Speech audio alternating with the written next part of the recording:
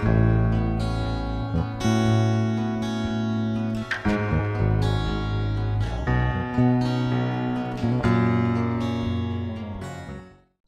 kasih Kristus menyertai kita.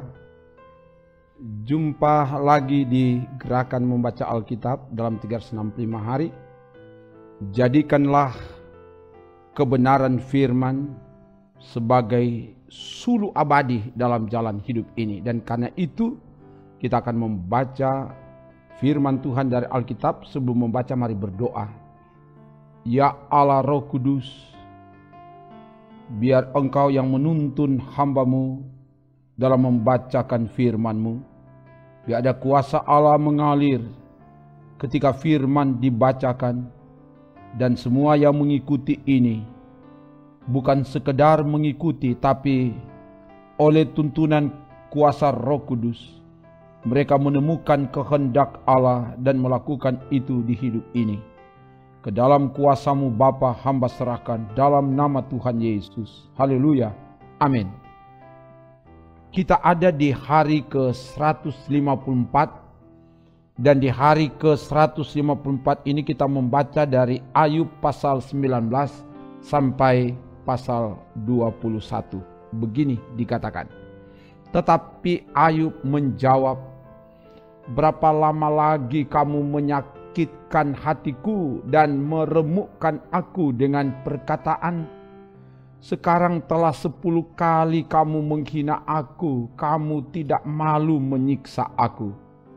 Jika aku sungguh tersesat, maka aku sendiri yang menanggung kesesatanku itu. Jika kamu sungguh hendak membesarkan diri terhadap aku dan membuat celahku sebagai bukti terhadap diriku, insafilah bahwa Allah telah berlaku tidak adil terhadap aku dan menebarkan jalannya atasku.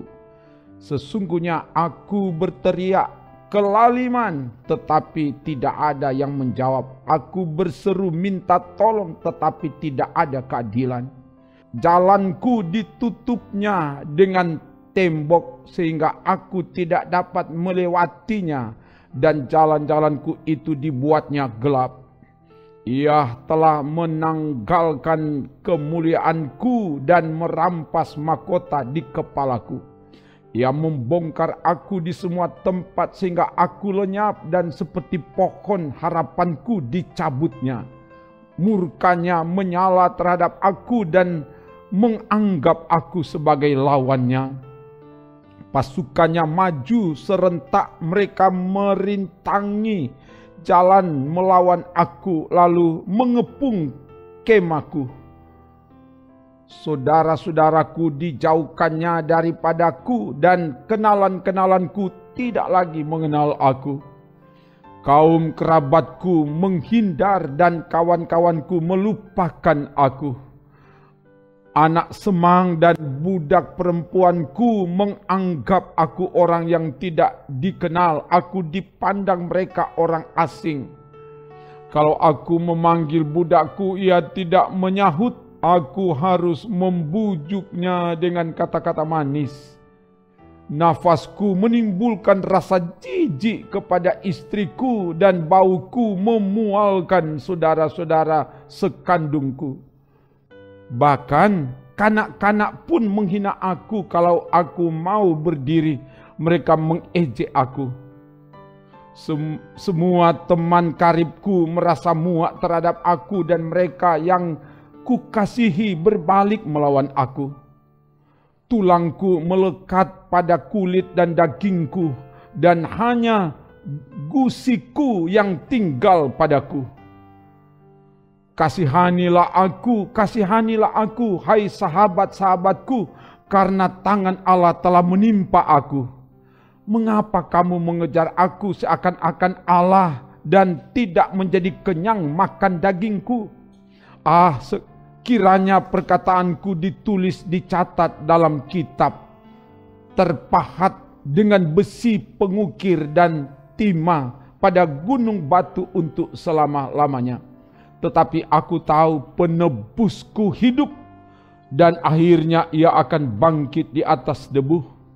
Juga sesudah kulit tubuhku sangat rusak, tanpa dagingku pun aku akan melihat Allah. Yang aku sendiri akan melihat memihak kepadaku, mataku sendiri menyaksikannya dan bukan orang lain. Hati sanubariku merana karena rindu.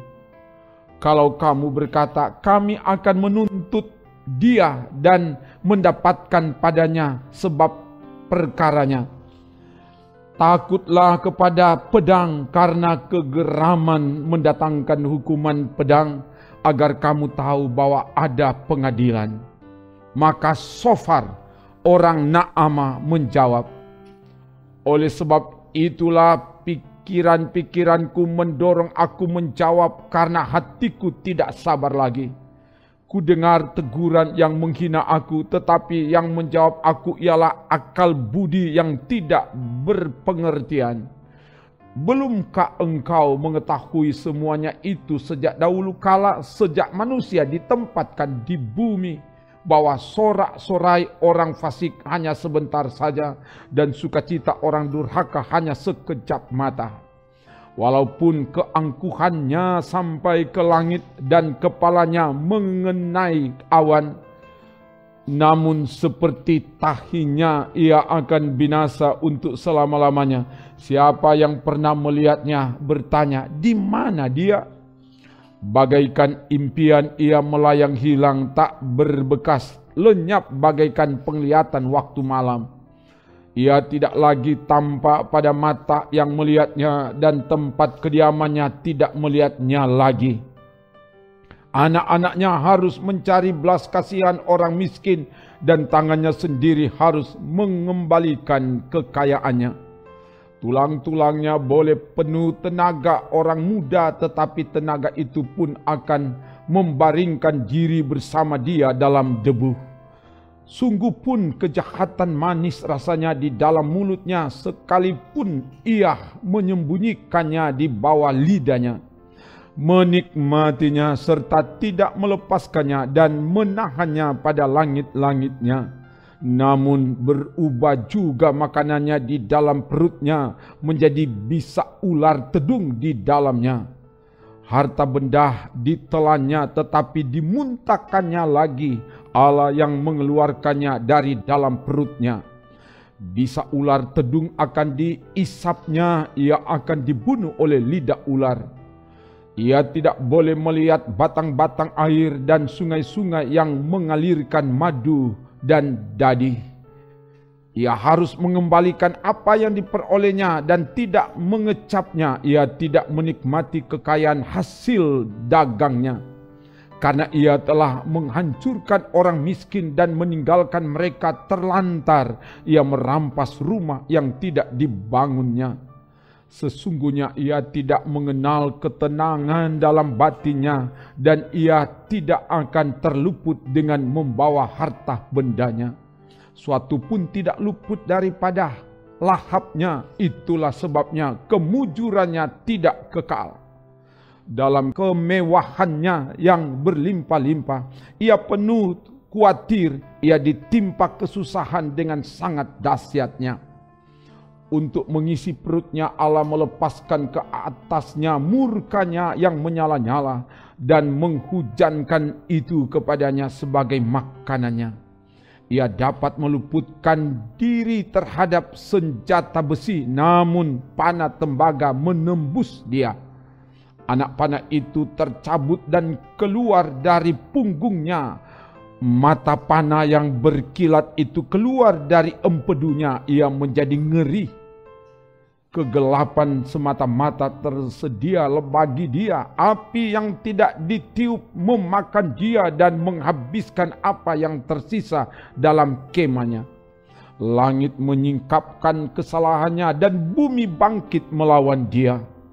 Hasil usahanya yang ada di rumahnya diangkut semuanya habis pada hari murkanya.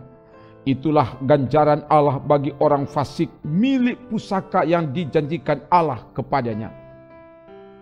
Tetapi Ayub menjawab, dengarkanlah baik-baik perkataanku, dan biarlah itu menjadi penghiburanmu. Bersabarlah dengan aku akan berbicara. Sehabis bicaraku, bolehlah kamu mengejek. Kepada manusiakah keluhanku tertuju? Mengapa aku tidak boleh kesal hati? Berpalinglah kepadaku, maka kamu akan tercengang dan menutup mulutmu dengan tangan. Kalau aku memikirkannya, aku menjadi takut dan gemetarlah tubuhku. Mengapa orang fasik tetap hidup, menjadi tua, bahkan menjadi bertambah-tambah kuat? Keturunan mereka tetap bersama mereka dan anak cucu diperhatikan mereka. Rumah-rumah mereka aman, tak ada ketakutan. Pentung Allah tidak menimpah mereka. Lembu jantan mereka memacek dan tidak gagal. Lembu betina mereka beranak dan tidak keguguran. Kanak-kanak mereka dibiarkan keluar seperti kambing domba. Anak-anak mereka melompat-lompat. Mereka bernyanyi-nyanyi dengan iringan rebana dan kecapi dan bersukaria menurut lagu seruling. Mereka menghabiskan hari-hari mereka dalam kemujuran dan dengan tenang mereka turun ke dalam dunia orang mati. Tetapi kata mereka kepada Allah, pergilah dari kami, kami tidak suka mengetahui jalan-jalan-Mu. Yang Maha Kuasa itu apa sehingga kami harus beribadah kepadanya, dan apa manfaatnya bagi kami kalau kami memohon kepadanya? Memang kemujuran mereka tidak terletak dalam kuasa mereka sendiri. Rancangan orang fasik adalah jauh daripadaku. Betapa sering pelita orang fasik dipadamkan, kebinasaan menimpa mereka dan kesakitan dibagikan Allah kepada mereka dalam murkanya. Mereka menjadi seperti jerami di depan angin, seperti sekam yang diterbangkan badai. Bencana untuk dia disimpan Allah bagi anak-anaknya. Sebaiknya orang itu sendiri diganjar Allah supaya sadar. Sebaiknya matanya sendiri melihat kebinasaannya dan ia sendiri minum dari murka yang maha kuasa. Karena peduli apa ia dengan keluarganya sesudah ia mati bila telah habis jumlah bulannya. Masakan kepada Allah diajarkan orang pengetahuan, kepada Dia yang mengadili mereka yang di tempat tinggi. Yang seorang mati dengan masih penuh tenaga, dengan sangat tenang dan sentosa. Pinggangnya gemuk oleh lemak dan sumsum tulang-tulangnya masih segar.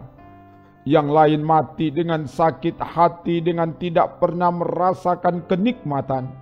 Tetapi sama-sama mereka terbaring di dalam debu dan berengah-rengah, berkeriapan di atas mereka. Sesungguhnya aku mengetahui pikiranmu dan muslihat yang kamu rancangkan terhadap aku. Katamu, di mana rumah penguasa? Di mana kemah tempat kediaman orang-orang fasik? Belum pernahkah kamu bertanya-tanya kepada orang-orang yang lewat di jalan? Dapatkah kamu menyangkal petunjuk-petunjuk mereka? Bahwa orang jahat terlindung pada hari kebinasaan dan diselamatkan pada hari murka Allah. Siapa yang akan langsung menggugat kelakuannya dan mengganjar perbuatannya? Dialah yang dibawa ke kuburan dan jiratnya dirawat orang. Dengan nyaman ia ditutupi oleh gumpalan-gumpalan tanah di lembah. Setiap orang mengikuti dia, dan yang mendahului dia tidak terbilang banyaknya. Alangkah hampanya penghiburanmu bagiku. Semua jawabanmu hanyalah tipu daya belaka. Demikian bacaan firman Tuhan. Mari berdoa. Terima kasih Bapa oleh pertolonganmu, oleh tuntunan Roh Allah, firman telah dapat dibacakan. Biar kebenaran firman akan disingkapkan secara terang benderang, dan semua yang mengikuti bacaan firman ini melihat dengan terang benderang kebenaran firman dan melakukan itu di hidup ini. Dalam nama Tuhan Yesus. Haleluya. Amin. Demikian bacaan firman Tuhan. Tuhan Allah akan menjagai, menolong, dan memberkati saudara kini dan seterusnya. Amin. Trims.